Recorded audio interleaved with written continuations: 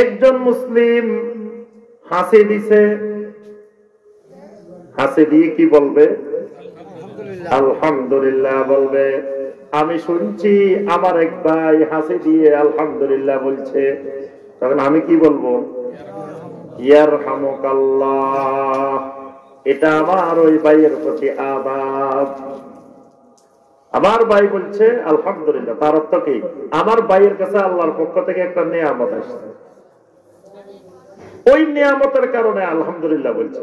কারণ হাসি যেটা, এটা নবী সাল্লাল্লাহু আলাইহি ওয়াসাল্লাম বলছেন, হাসিটা আসে আল্লাহর পক্ষ থেকে, আর হাই আসে শয়তানের পক্ষ থেকে।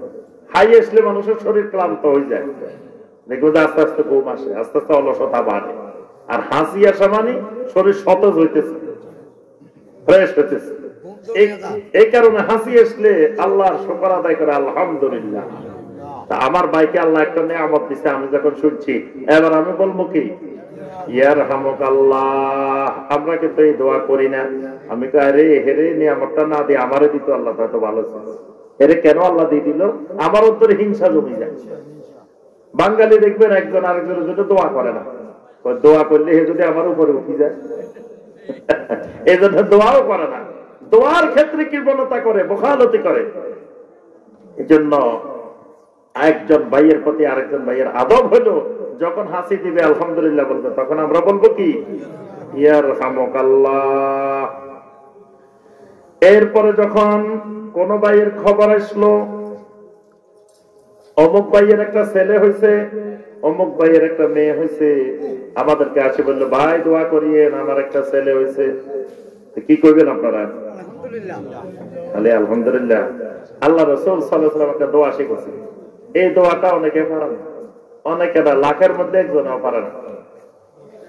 নবী সাল্লাল্লাহু আলাইহি ওয়াসাল্লামের শেখানো দোয়া, যখন কোন মুসলিম, তোমার কোন ভাইয়ের ছেলে হইব, মেয়ে হইব, তোমার কাছে খবর আসবো, তখন দোয়াটা হবে, জাআলাহুল্লাহু মুবারাকান আলাইকা ওয়া আলা উম্মতি মুহাম্মাদিন সাল্লাল্লাহু আলাইহি ওয়াসাল্লাম। এটা হলো আদাব। তার জন্য দোয়া করা, আল্লাহ যেন এই সন্তানটাকে তোমার উপরে বরকতময় করে দেন, এবং পুরা উম্মতে মুহাম্মাদি সাল্লাল্লাহু আলাইহি ওয়াসাল্লামের জন্য যেন বরকতময় করে দেন। এটা হলো দোয়া। কারো ছেলে হইলে মেলে, আমরা কেউ মিষ্টি খাওয়াইবা কবে? ছেলে হয়েছে, মেয়ে হয়েছে, দোয়া হইল জাআলাহুল্লাহু মুবারাকান আলাইকা ওয়া আলা উম্মতি মুহাম্মাদিন সাল্লাল্লাহু আলাইহি ওয়াসাল্লাম।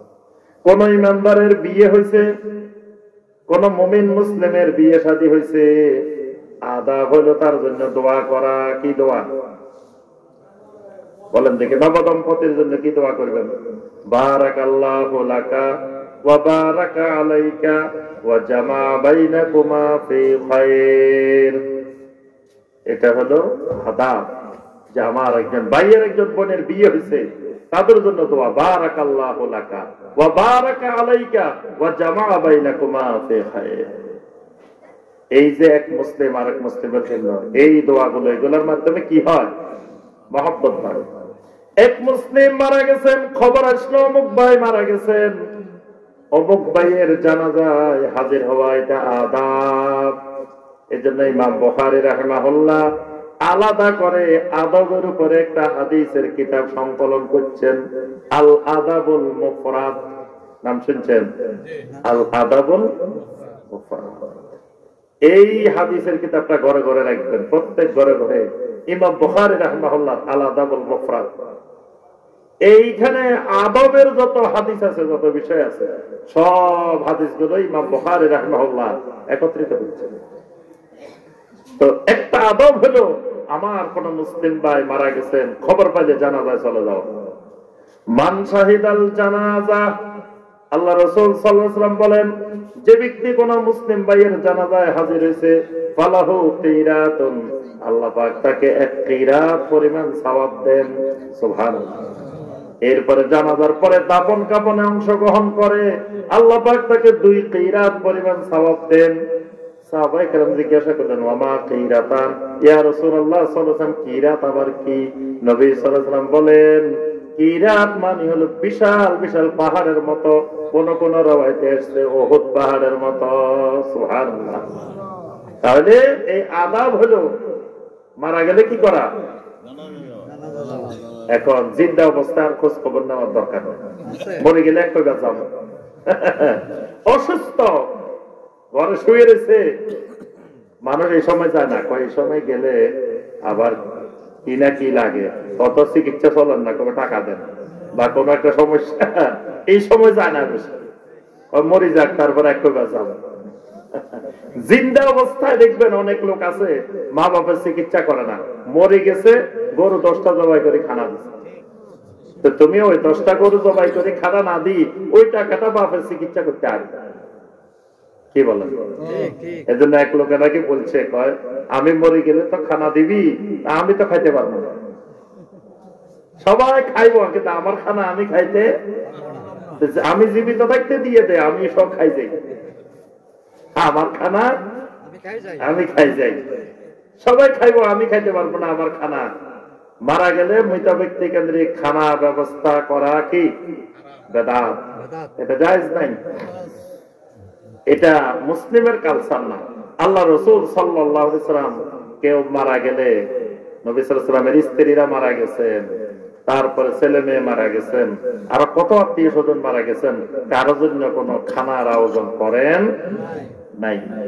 তাহলে জীবিত অবস্থায় অসুস্থ হলে খোঁজ খবর নেওয়া এটাও আদব, কি অবস্থা তার খোঁজ খবর নেওয়া, আত্মীয়তার সম্পর্ক রক্ষা করা, সবসময় খোঁজ খবর নেওয়া, অসুস্থ হলে তার সেবা শুশ্রূষা করা, এটাও আদব। আব্বা আম্মার সাথে আদব, আব্বা আম্মার সাথে কি আদব, প্রথম খরচটা আব্বা আম্মার জন্য করা, এটা আদব। আল্লাহ পাক বলেন, ইয়াসআলুনাকা মাযা ইউনফিকুন কুল মা আনফাকতুম মিন খায়রিন ফালিল ওয়ালিদাইন, যখন তুমি খরচ করবা প্রথম খরচটা করবা তোমার আব্বা আম্মার জন্য। বাজারে গেছো, অনেক জিনিস দরকার, প্রথম মাছটা কিনো, কি মাল্লাই জর্দা কিনতে হইব নাকি? হারাম, জর্দা কিনা যাবে না, সাদা কিনা যাবে না, তবে মা একটু পান খায়, পানটা কিনতে পারবে, কিন্তু জর্দা হাকিমপুরি জর্দা সাদা পাতা এগুলা কিনা যাবে না, এগুলা মারে বুঝাইতে হবে, মা এগুলা হারাম, এগুলা খাওয়া যাবে না। হ্যাঁ, তো এই কারণে বাজারে গেলে মায়ের যেটা যেটা দরকার, মা যেটা খাইবো এটা আগে কিনে ফেলো, বাপের যেটা দরকার, বাপের ওষুধ লাগবে, মার ওষুধ লাগবে, এটা আগে কিনে ফেলো, তারপরে তোমার ছেলে মেয়ে তোমার স্ত্রী অন্যদের বাজার করো। প্রথম খরচ ঈদের সময়, প্রথম খরচ মা বাবা, মা বাবার জন্য ঈদে কি কি লাগবে এটা আগে করে ফেলো। এটা হলো আব্বা আম্মার প্রতি আদব। আব্বা আম্মারা অনেক মহব্বত করে, এমনি আব্বা আম্মার চিকিৎসা লাগবো, টাকা পয়সা খরচ করে, ওই যে ওই গল্পের মতো মাথা রুটি নিয়ে কান্নাকাটি করতেছে, আরে কুকুরটা মরে যাইতেছে, খানা পাইতেছে, তো সবাইকে রুটি একটা দিয়ে দাও না, তো কানতে তো টাকা লাগে না, রুটি দিলে তো টাকা চলে যেত। এখন মা বাবার যদি মহব্বতে করি, তাহলে আমার মা বাবার যা যা দরকার সেগুলোর ব্যবস্থাপনা করা, এটা আব্বা আম্মার সাথে আদব। প্রতিবেশীর সাথে আদব, আমার যত প্রতিবেশী আছে সবার একটা হক আছে, অধিকার আছে, প্রতিবেশীকে কষ্ট দেওয়া যাবে না, প্রতিবেশীকে সম্মান করতে হবে, এগুলো প্রতিবেশীর আদব। এরপরে আমার আত্মীয় স্বজনের প্রতি আদব আছে, এরপরে বড়দের প্রতি আদব আছে, মুরব্বীদের প্রতি। ইন্না মিন জালালিল্লাহি ইকরামুশ শাইবিল মুসলিম, মুরব্বী বৃদ্ধ মুসলমানকে সম্মান করা, এটা আল্লাহ রাব্বুল আলামিনকে সম্মান করার নামান্তর। ইজলালুল্লাহ, আল্লাহর প্রতি তাজিম করার মতো মুরব্বীদেরকে সম্মান করা, এজন্য মুরব্বীদেরকে সম্মান করা ফরজ।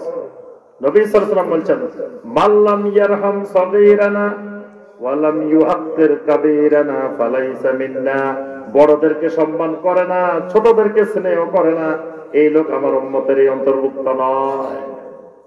আমার সম্মানিত ভাই ও বোনেরা, তো আমাদেরকে সবসময় এই আদবগুলোর দিকে খেয়াল রাখতে হবে। আজকে আমাদের সংক্ষিপ্ত আলোচনায় আমরা আদবের বিষয়গুলো, বিস্তারিত আলোচনা, সংক্ষেপে আমরা পয়েন্ট গুলা বলছি। আল্লাহর সাথে আদব, আল্লাহ রাসূল সাল্লাল্লাহু আলাইহি ওয়াসাল্লামের সাথে আদব, এক মুসলিম আরেক মুসলিমের সাথে আদব, পরিবারের মা বাবা, সন্তান সন্ততি, ছেলে মেয়ে সবার সাথে আদব। এই একজন মুমিন মানি তিনি একজন আদবওয়ালা মানুষ। আর মুশরিক, কুফফার, গুনাহগার এরাই হলো বেআদব, মানে এরা আদব রক্ষা করে না। আল্লাহ রাব্বুল আলামিন আমাদের সবাইকে পরিপূর্ণ আদাব রক্ষা করার তৌফিক দান করুন। আল্লাহ রাব্বুল আলামিন আজকের এই তাফসীরুল কোরআন মাহফিলকে কবুল ও মঞ্জুর করেন। প্রথম থেকে শুরু করে এই পর্যন্ত যা আলোচনা